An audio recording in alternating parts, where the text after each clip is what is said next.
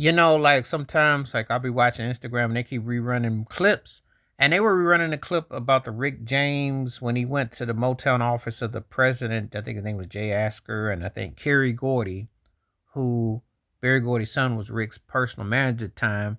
After the throwing down, Rick had a standard deal with Motown where he'd come in, get $1 million check, and he would go out on tour.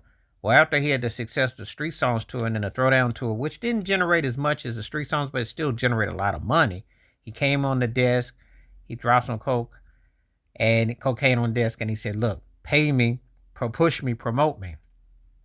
And I think Kerry Gordy, I think it was depicted that he thought Rick was being extreme.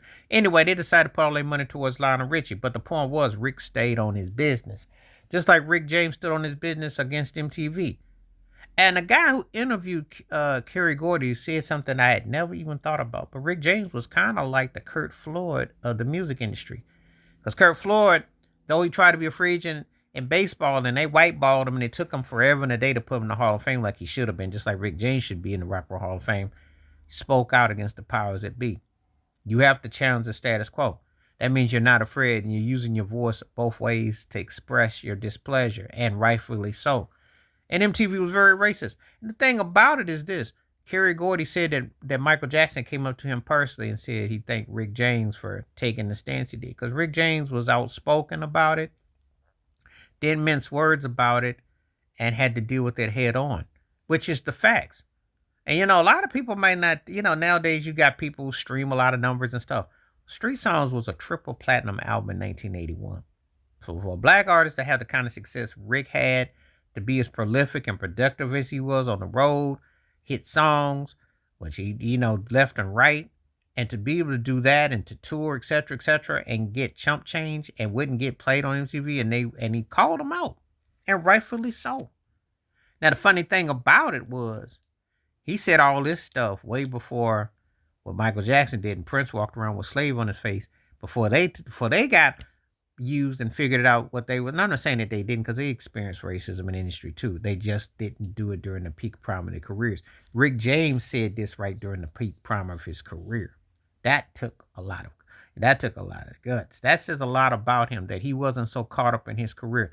Those of these acts will not jeopardize what they got to tell the truth about that plantation. And so when you read about it and you see it, you go, yeah, Rick James was like the Curt Floyd of the music industry. He really opened it up for a lot of people. A lot of people don't give him his due. Not to mention all the sampling. That's ironic too, because when You Can't Touch This with Sample Super Freak hit almost 10 years later with a different audience and different style and sound, it was a payback for him to show how his impact was, because he didn't get his due when he was in his peak of his prime.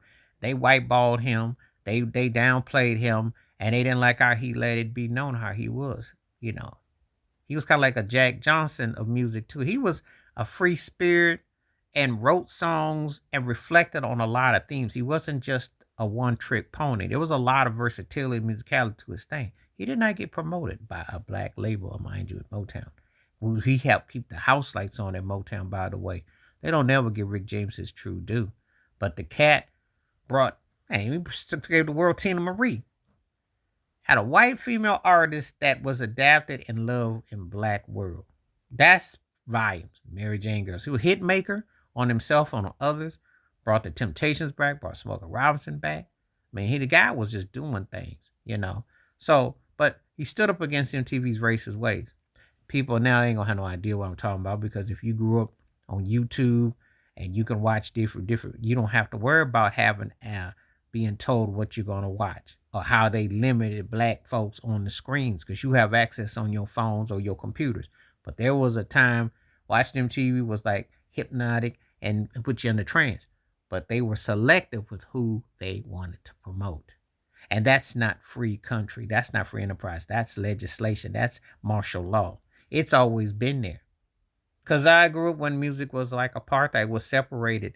And white radio, black radio, the segregation, the institutionalized systematic was out there.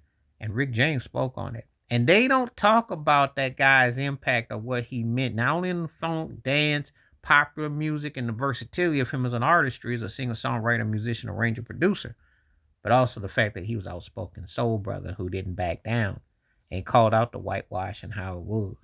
And of course, along remembering him, he passed away back in '04. So that's hard to believe that that's been like 21 years. But his impact, the memories of what he stood for, will never soon be forgotten. And he was like the Kurt Floyd of the music industry. They will never. That's the reason why they don't keep in a little racist Hall of Fame, and they don't have anything to do, but they don't acknowledge. They are aware of him because he was more of a rock star than a lot of these turkeys who got credentials and credible for it, and he had the music to back it up and the live and the whole nine. But they will not give him his due.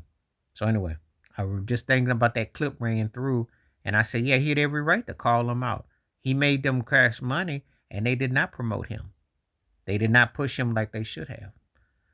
Please like, subscribe, work on thoughts, comments, and I do respond. Thank you. Wash your hands. Keep your mind clear. Watch out for another. Share it if you like. Stay safe, stay blessed, stay woke, stay free. I'm on time. Peace.